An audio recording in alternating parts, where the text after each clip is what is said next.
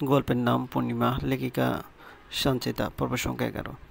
দোস্ত, তোর কি ন্যূনতম জ্ঞান নাই যে যারে তারে ইনভাইটেশন কার্ড ছাড়া বিয়ে বাড়িতে ঢুকতে দেশ? কোমরে হাত দে।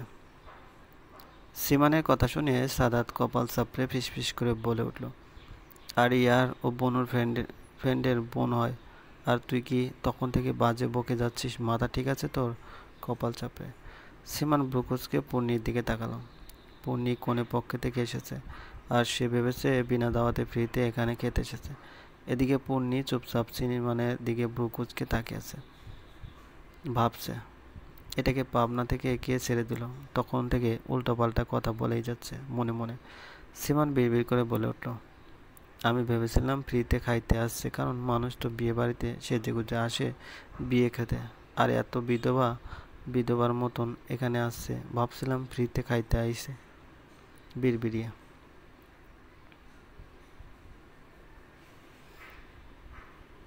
আচ্ছা, বিয়ে খেতে আর এত বিধবার মতন এখানে আসছে, ভাবছিলাম ফ্রিতে খাইতে আইছে। বিড়বিড়িয়ে সিমান বিড়বিড়িয়ে চলে গেল। সাদাত পূর্ণিকে সরি বলে সেও কাজে লেগে পড়েছে।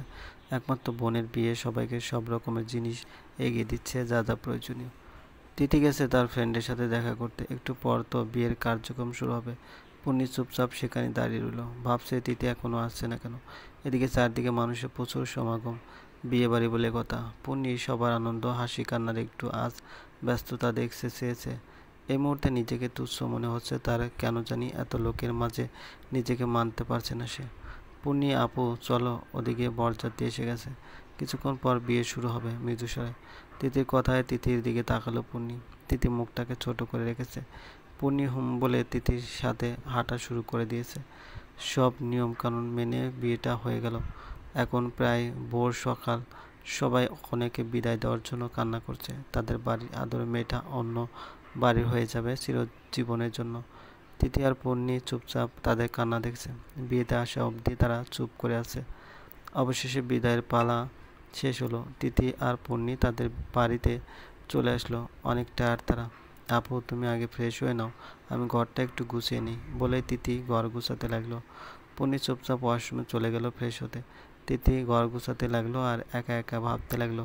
হঠাৎ তার নজরে পড়লো বিছানার নিচে তার ডায়েরিটা পড়ে আছে, অন্তৃতির প্রেম কাহিনী। ডায়েরিটাকে দেখে শত স্মৃতির সময় মনে পড়ে গেল তিথির। হালকা চোখে ঝাপসা দেখছে সে, চোখের কার্নিশ বেয়ে পানি পড়ছে তার। সে ভাবছে এই ডায়েরিটা তো সে ওয়ার্ডরোবে রেখেছিল, তাহলে এখানে কিভাবে আসলো। তিথি ভাবলো পূর্ণি এটাকে বের করে পড়েছে।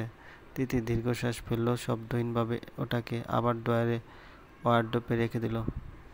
নিধু তুমি রেডি হয়ে নাও, আমরা আজকে হানিমুনে যাব।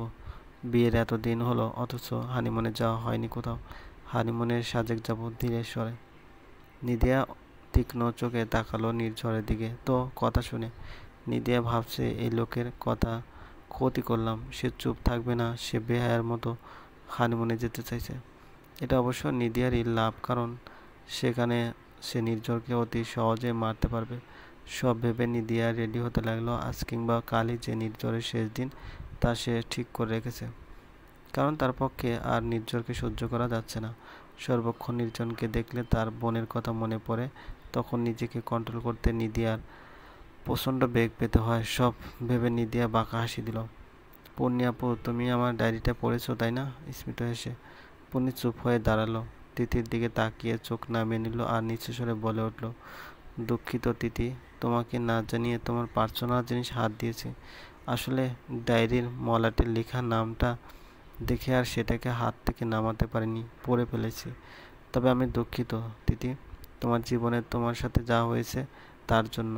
আমি নিজে হতবাক, মেয়ের ভালোবাসাকে কিভাবে একজন বাবা ভাইয়ের এভাবে মেরে ফেলতে পারে। আমি অন্তিকের সেই রক্তাক্ত অবস্থার ছবিগুলো দেখেছি মাথা নিচু করে। তিথি গভীর নিঃশ্বাস ফেললো, তার চিৎকার করে কান্না করতে ইচ্ছে করছে। সব স্মৃতিগুলো আবার তার মনে পড়ে যাচ্ছে, যেন তার সব কিছু বর্তমান বিষাদ অন্ধকারময় লাগছে। তিথি কিছুই না বললে বেলকনিতে চলে গেল।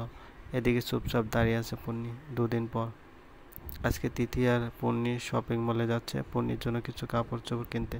পূর্ণি এই আসা অবধি তিথির কাপড় চোপড় পরেছে। তিথির হাতেও কিছু টাকা ছিল, সেটা দিয়েই সে পূর্ণির জন্য কাপড় চোপড় কিনবে।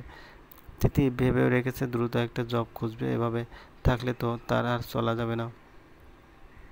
বাবার এত টাকা থাকতেও ঘৃণার সেগুলো কিছুতেই ব্যবহার করে না তিথি। অবশ্য গত 1 বছর ধরে তার মা বাবা ভাইয়ের সাথে কথা বলেনি সে। পূর্ণির নিজেকে অনেক ছোট মনে হচ্ছে, এভাবে একজন অপরিচিত মেয়ের কাছে সে থাকছে, খাচ্ছে, আর তার টাকাগুলো দিয়ে কাপড় চোপড় কিনছে। এটা তার কাছে অতি লজ্জাজনক একটা ব্যাপার। পূর্ণি ভাবছে তারও এভাবে চললে হবে না, সে তো মোটামুটি পড়ালেখা করেছে। ভাবছে কয়েকটা টিউশন করাবে সেও, তাহলে কোনো মতে একদিক সামাল দেওয়া যাবে। কেনাকাটা শেষে তিথি আর পূর্ণি বাড়িতে চলে আসলো। তারা দুজন অনেক ক্লান্ত। তিথি যেই সোফায় বসতে যাবে অমনি তার ফোনটা বেজে উঠলো। একরাশ বিরক্তি নিয়ে ফোনের স্ক্রিনের দিকে তাকালো, দেখলো আননোন নাম্বার। বিরক্তিতে ভ্রুকুচকে ফোনটা রিসিভ করে বেলকনিতে চলে গেল। হ্যালো, কে বলছেন? বিরক্তি নিয়ে। ওপাশ থেকে কেউ কোনো কথা বলছে না, শুধু নিঃশ্বাসের শব্দটা শোনা যাচ্ছে। তিথি আবারও জিজ্ঞেস করলো, কে বলছেন? তবে এখন ওপাশ থেকে কোনো জবাব মেলেনি, শুধু জোরে জোরে নিঃশ্বাসের শব্দই শোনা যাচ্ছে। এবার তিথি রেগে কটূক্তি করতে যাবে, তখনই কেউ কান্নারত স্বরে বলে উঠল, আমাকে ক্ষমা করে দে তিথি। কান্নারত স্বরে। তিথি মুহূর্তে কণ্ঠটা শুনে বুঝতে পারলো ওপাশের ব্যক্তিটিকে। তিথি যেন থমকে গেল। তিথি লোকটা তার কাছে ক্ষমা চাইছে, তিথি যেন বিশ্বাস করতে পারছে না। তিথির মস্তিষ্ক ফাঁকা ফাঁকা লাগছে, এই মুহূর্তে যেন সব অন্ধকার হয়ে গেছে। তিথির হাত পা কাঁপছে, গলা শুকিয়ে গেছে তার। তারান কল করেছে, কণ্ঠটা তারানেরই। তারান হলো তিথির ভাই, যে নিজে হাত বাবার সাথে মিলে তিথির ভালোবাসাটাকে চিরজীবনের জন্য সরিয়ে দিয়েছে। আমাকে প্লিজ ক্ষমা করে দে তিথি। আর কত এভাবে আমাদের সাথে কথা না বলে থাকবি? মানলাম আমি আর বাবা খুনি, তোর ভালোবাসার খুনি, তোর খুশি থাকাটার খুনি, তবে আমাদের দোষের ফল মা পাচ্ছে। দয়া করে মাকে প্লিজ আর কষ্ট দিস না। গত 1 বছর মা তোর সাথে দেখা কথা না বলতে পেরে নিজেকে দোষী ভাবছে তোর ভালোবাসাটাকে তিনি মেরে ফেলেছে। নিজেকে দোষ দিতে দিতে একটা সময় মা নিজেকে মৃত্যু পথ পর্যন্ত বেছে নিয়েছে। মা এখন মৃত্যু শয্যায় আছে। তিথি, দয়া করে তুই আমাদের ক্ষমা করে দে। মায়ের সাথে দেখা কর। মা বারবার তোর কথাই বলছে, আর কেমন করছে, হয়তো আর বাঁচবে না। ক্রন্দনরত অবস্থায় তিথির হাত পা বরফের মতো ঠান্ডা হয়ে গেল, যেন সে ঘোরের মধ্যে আছে। হয়ে গেল। ঠাস করে তিথির হাত থেকে ফোনটা মেঝেতে পড়ে গেল। চলবে। গল্পটি ভালো লাগলে অবশ্যই লাইক করবেন, কমেন্ট করে জানতে পারেন। চ্যানেলে যদি নতুন হয়ে থাকেন অবশ্যই সাবস্ক্রাইব করবেন, পাশে থাকা বেল আইকনটি প্রেস করে রাখুন, যাতে নতুন নতুন ভিডিও আপলোড করার সাথে সাথে আপনার নোটিফিকেশন চলে যায়। ধন্যবাদ।